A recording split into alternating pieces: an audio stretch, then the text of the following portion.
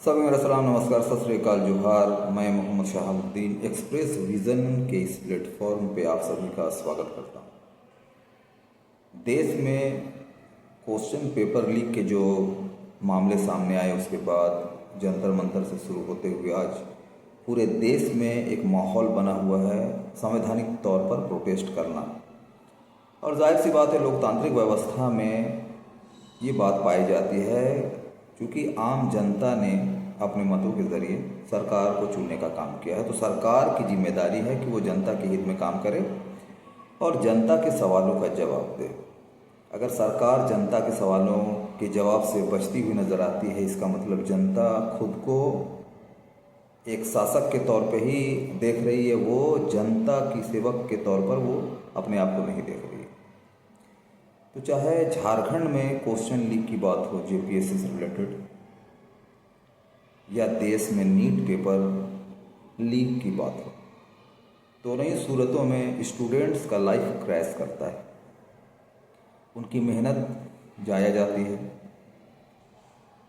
बहुत सारे स्टूडेंट जो सुसाइड कर चुके हैं, उनके परिवारों को उसका दुख दर्द मालूम है, बाकी लोगों को इससे कोई मतलब नहीं है। तो एक और जहां लगातार झारखंड में, रांची में भी इस तरह का माहौल है, भाजपा के लोग भी सड़कों पर हैं और इल्ज़ाम लगाते नज़र आ रहे हैं हेमंत सरकार पर। तो चाहे सरकार किसी भी राज्य की हो, उनकी जिम्मेदारी बनती है को इसका जवाब दे और इस पर हल तलाश करे। लेकिन वहीं बीजेपी जब केंद्र की बात आती है तो छात्रों पर डंडा चलवाती है। कुछ कुछ ऐसी बातें हैं जो आमतौर पर लोग सवाल नहीं करते हैं, लेकिन सवाल तो करना बनता है। दिल्ली में लाठीचार्ज हुआ, गृह मंत्री पर इल्ज़ाम आया, गृह मंत्री को जवाब देना था, उन्होंने नहीं दिया। वहीं जो बीजेपी के सांसद हैं, उनका कहना रहता है कि डीएम के ऑर्डर से लाठीचार्ज होती है, पैलेट गन का इस्तेमाल होता है। बहुत पहले जब बाबरी मस्जिद का विवाद था, तो कार सेवकों पर गोली चलवाने की जिम्मेदारी थोपी गई मुलायम सिंह यादव पर, जो उस समय यूपी के मुख्यमंत्री थे। और एक लंबे टाइम तक ये माहौल बनाया गया कि मुख्यमंत्री ने खुद हिंदू होते हुए हिंदू समुदाय पर गोली चलाने का काम किया। तो अगर यहाँ पर देखा जाए, तर्क दिया जाए कि दिल्ली जैसे केंद्र शासित प्रदेश में जो अर्धसैनिक बल, पुलिस जो है, वो होम मिनिस्ट्री के अंडर में आते हैं, जब उनके बिना आदेश के ये सारे काम होते हैं और डीएम देता है, तो जाहिर सी बात यूपी में भी डीएम दिया होगा। अब रांची की बात हम करते हैं। 10 जून 2022 को सुरेंद्र झा ने गोली चलाने का आदेश पारित किया। साहिल और मुदस्सिर उस गोली के शिकार हुए, उनकी मृत्यु हो गई। सवाल सुरेंद्र झा पर, लेकिन आज तक ये जवाब नहीं दिया गया क्यों। सिर्फ ये बताया गया कि भीड़ बेकाबू हो चुकी थी, फायर करना था। ऑर्डर किसने दिया? क्या उन्होंने खुद से गोली चलाई या फिर ऑर्डर दिया गया? ये सारे विवाद जो है वो इंटरलिंक है एक तरह से। इस पर लोगों को सोचने पर मजबूर होना पड़ता है कि चाहे राज्य सरकार जो भी हो, जिम्मेदारी लेनी चाहिए। आज तक हेमंत सरकार ने भी झारखंड के इस मुद्दे पर जो है वो जिम्मेदारी लेने से इनकार की है। मुस्लिम समुदाय के लोग जो है एक तरफा टॉर्चर के शिकार हुए, और आज भी देश में जो हालात है सभी को मालूम है कि बीच में जुनैद जो एक मुस्लिम युवा, आपने देखा होगा दाढ़ी टोपी रखते हुए, वो दिल्ली जंतर मंतर में जो प्रोटेस्ट कर रहे थे, उनको वो खाना खिला रहे थे। उनको टॉर्चर किया गया क्योंकि बीजेपी जो शासक है उनको मुस्लिम एंगल चाहिए, और यही कारण था कि मुस्लिम समुदाय को मालूम था कि अगर प्रोटेस्ट में वो आगे आगे होंगे तो भाजपा किसी और को तो नहीं पकड़ेगी, लेकिन मुस्लिम को पकड़कर एक मुद्दा जरूर बना देगी।